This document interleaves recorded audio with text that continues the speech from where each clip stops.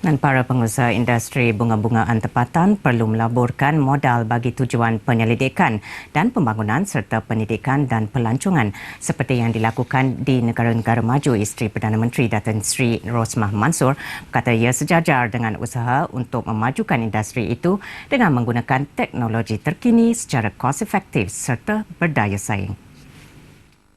Pada hari ini, pembangunan dan pengurusan taman serta landscape yang berkualiti merupakan penyumbang penting kepada sektor pelancongan.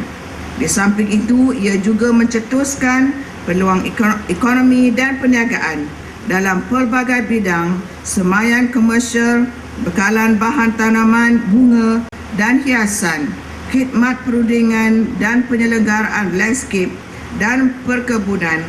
Ketika merasmikan Festival Bunga dan Taman Putrajaya, Rosmah berkata pengusaha industri tidak sepatutnya hanya memikirkan soal keuntungan sahaja. Beliau yakin Putrajaya yang mempunyai infrastruktur bertaraf dunia dapat merealisasikan impiannya menjadi pusat bunga-bungaan sebagaimana taman-taman utama yang terdapat di negara-negara maju. Ia akan seterusnya menjadi satu tarikan utama ke bandar ini untuk dimanfaatkan bersama oleh pengusaha dan peminat bunga serta para pelawat dan pelancong. Saya berpandangan para pengusaha industri bunga-bungaan tempatan tidak sepatutnya hanya memikirkan keuntungan sahaja, tetapi perlu turut melaburkan modal bagi tujuan penyelidikan dan pembangunan. Rosmah berkata pembangunan dan pengurusan taman serta lanskap yang berkualiti merupakan penyumbang penting kepada sektor pelancongan dan boleh mencetuskan peluang ekonomi dan perniagaan dalam pelbagai bidang.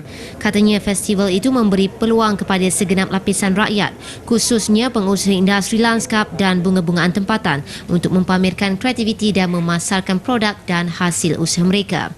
Terdahulu itu, Menteri Wilayah Persekutuan Datuk Raja Nong Cik Raja Zainal Abidin berkata nilai ekspor bunga Malaysia mencecah 18 juta ringgit pada 1990, meningkat kepada 75 juta ringgit pada 2000 dan 104 juta ringgit pada 2007. Malaysia mengekspor bunga kekwa, orkid, mawar dan carnation. Festival yang berlangsung sehingga 9 Ogos ini adalah anjuran bersama Kementerian Wilayah Persekutuan dan Perbadanan Putrajaya.